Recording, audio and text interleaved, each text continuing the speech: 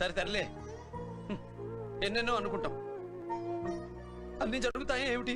Vishwaksen act చేసిన mechanic Rocky cinema అయితే చూశాను మచ్చా.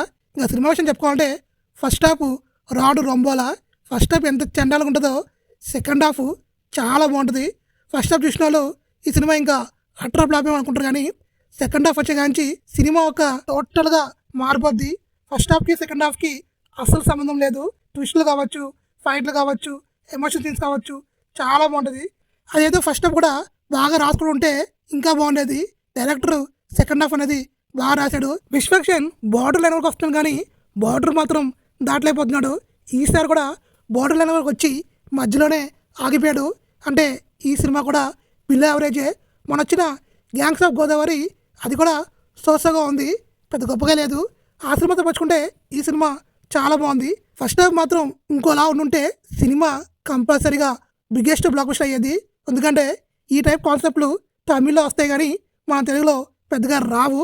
అలాంటిది తెలుగులో మంచి ఎంటర్టైన్ చేశారు. ఇంకా సినిమాలో సాంగ్స్ కూడా ఓకేగా ఉన్నాయి, పెద్ద గొప్పగా లేవు.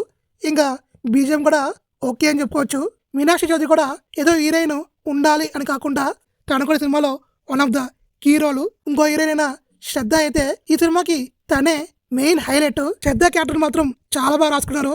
సునీల్, నరేష్ వాళ్ళు బెస్ట్ వాళ్ళు ఇచ్చారు. ఇంకా ఓవరాల్ చెప్పుకోవాలంటే ఈ వీకెండ్లో ఒకసారి చూడాలనుకుంటే చూసండి. ఈ సినిమా వన్ టైం వాచబుల్. నా రేటింగ్ అయితే 3/5.